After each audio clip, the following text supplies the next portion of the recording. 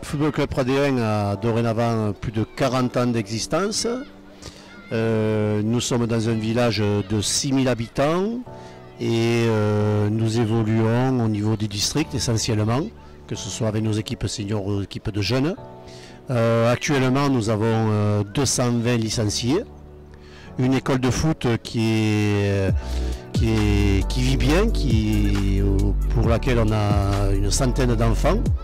Donc nous faisons du football animation des U6 au U13. Nous sommes inscrits dans le cadre du PEF. Aujourd'hui nous avons Valentin Cracan qui s'occupe de l'école de foot et qui initie et qui encourage les différents éducateurs à mener des actions dans le cadre du PEF. Et donc régulièrement nous faisons des actions. Et nous avons eu la bonne surprise d'être bien entendu lauréat au niveau départemental et ensuite au niveau régional. C'est quand même le résultat d'un travail, d'un investissement de pas mal de personnes. Et un grand merci bien entendu aux parents et aux enfants qui se sont bien impliqués, qui se sont vraiment intéressés de près à ce que leur proposait.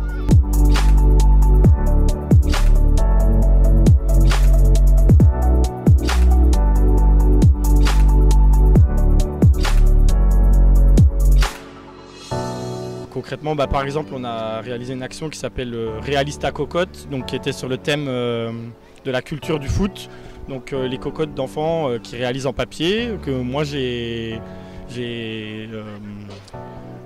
remasterisé, on va dire, avec le logo du club, avec donc des joueurs de foot où ils devaient donc choisir un chiffre et deviner le joueur de foot qui était présent derrière le papier. Donc ce genre d'action qui a en fait est presque devenu à la mode dans l'école de Prades, c'était assez intéressant.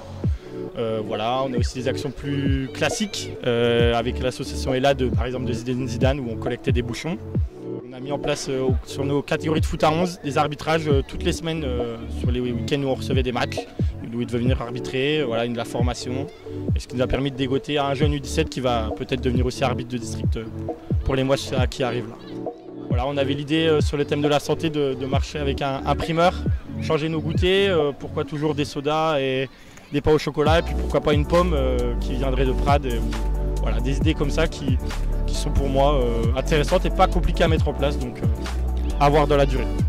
On a fait intervenir le parent d'un enfant du 13, voilà, sur le thème de l'eau par exemple, et donc qui est venu parler aux jeunes sur l'économie de l'eau, voilà, vraiment la richesse de l'énergie et d'en prendre soin. Les parents sont pris au jeu, les enfants ont l'habitude maintenant de ces activités, donc il faut continuer. C'est aussi ça qui peut nous permettre d'améliorer l'image du club, de peut-être avoir d'autres licenciés. Selon moi, tout est lié.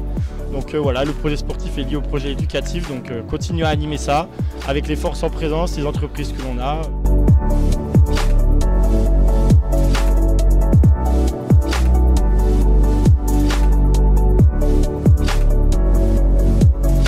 Ça représente beaucoup, déjà l'investissement du district de l'Hérault à travers son responsable du PEF, Frédéric Gros, qui s'est beaucoup investi et qui s'investit beaucoup auprès des clubs de l'Hérault. Et pour nous, district de l'Hérault, c'est une grande récompense d'avoir un club, le FC Pradéen.